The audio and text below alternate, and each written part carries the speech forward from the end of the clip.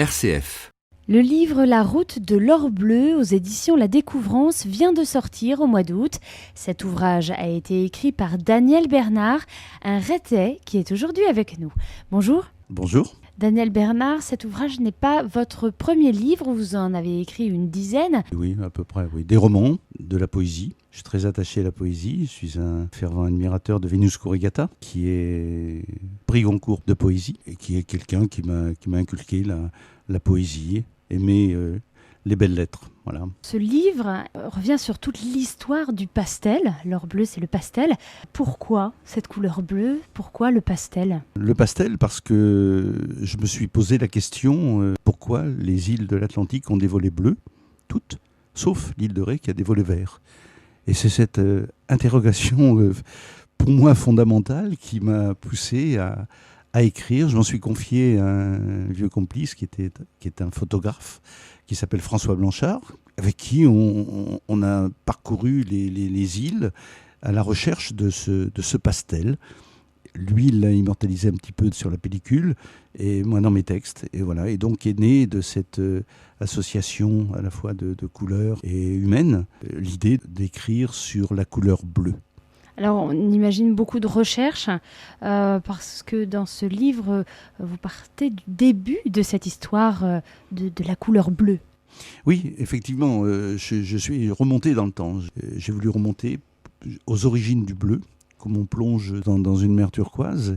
Et donc, l'origine du bleu a deux origines. Il y en a une première qui se perd dans le temps avec les caravanes de la soie, qui vont chercher ce bleu que l'on appelle anil, A-N-I-L, qui veut dire en langue indienne la couleur bleue.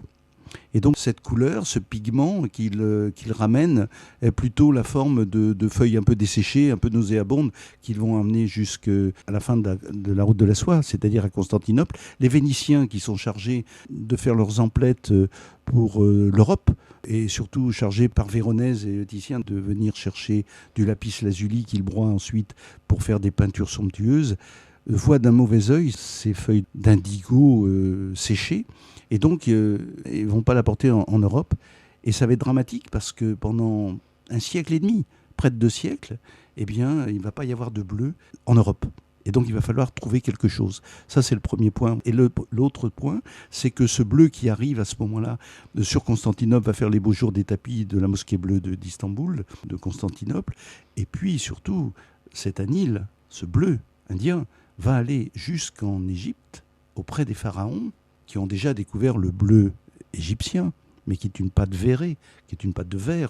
Mais cet anil qu'ils vont avoir sous la main va tellement les passionner qu'ils vont donner le nom d'anil au fleuve bleu d'Égypte, le Nil. Et quand ils vont emporter cet anil jusqu'aux portes de la Grèce, les Grecs anciens vont appeler cet anil, vont l'appeler Indikon, I-N-D-I-K-O-N, qui veut dire, en grec ancien, provient des Indes. Ce qui va donner, bien sûr, indigo. Tout ça, c'est développé dans votre livre, Daniel Bernard, La route de l'or bleu. En quelques mots, il y a plusieurs parties dans ce livre. Vous pouvez me les décrire? Alors, cette première partie, c'est ce que je viens de vous dire, avec les caravanes de la soie. La deuxième, c'est que les Vénitiens repartent sans l'anil. Ils reviennent avec du lapis lazuli, qui est une pierre semi-précieuse, dont on fait de la joaillerie, les boucles d'oreilles, etc., pour la bijouterie. Mais les pierres broyées, les chutes, vont être pilées menues. Ça va donner une poussière de lapis lazuli qui, une fois mélangée à l'huile de lin, va permettre aux Titiens et permettre à Véronèse de peindre leur fabuleux bleu que l'on peut voir dans tous les musées de Venise. Alors, en parallèle de la sortie de ce livre, Daniel Bernard, vous participez à des conférences sur le pastel, notamment sur le rôle de La Rochelle dans cette route. Oui, alors le rôle de La Rochelle n'est pas primordial, il est plutôt secondaire. Dans cette route du pastel, qui, pour faire court, part de Toulouse et va jusqu'à Anvers par une route maritime, l'essentiel est à Bordeaux. Alors pourquoi La Rochelle?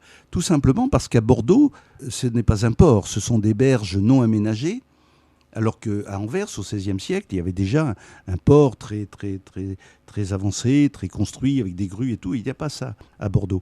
Et comme il n'y a pas de hangar non plus, l'excédent de pastels, puisqu'il y avait une petite dizaine de producteurs de pastels qui géraient à partir de Toulouse et faisaient à peu près, chaque famille faisait 1000 tonnes. C'était considérable. Et quand tout arrivait par Gabard, le long de la Garonne, sur les berges fragiles du port de la Lune, et donc sur ces berges-là, les bateaux qui attendaient, c'était essentiellement des Bretons de Pinmar, une petite ville à côté de Brest, qui avait 450 navires, qui chargeaient le vin de Bordeaux en même temps que le pastel. Ils ne pouvaient pas tout prendre. Donc le rôle de La Rochelle était primordial parce que déjà, depuis près d'un petit siècle, 80 ans, les tours de La Rochelle existaient, le port existait, la rue du Minage, tous ces hangars étaient là pour recevoir le pastel en attendant que les bateaux reviennent. Daniel Bernard, dans 3 semaines est organisé également le Salon international du pastel à La Rochelle. Vous allez y participer ? Ah oui, tout à fait, avec plaisir, parce qu'il y a un lien direct entre les pastellistes. Alors il y a les pasteliers qui fabriquent au XVIe siècle le pastel à Toulouse, et il y a les pastellistes qui sont les peintres du pastel. Et je crois savoir que les invités d'honneur sont des Chinois, des Japonais, des Russes, des gens très très importants. Et je dois remercier la présidente Liliane Desmarest d'avoir choisi La Rochelle pour créer un événement considérable avec ce Salon international du pastel. Et ça sera avec plaisir que je participerai dans peut-être des conférences et des signatures peut-être. Eh bien merci Daniel Bernard. Je rappelle donc que votre livre La route de l'or bleu vient de sortir au mois d'août aux éditions La Découvrance.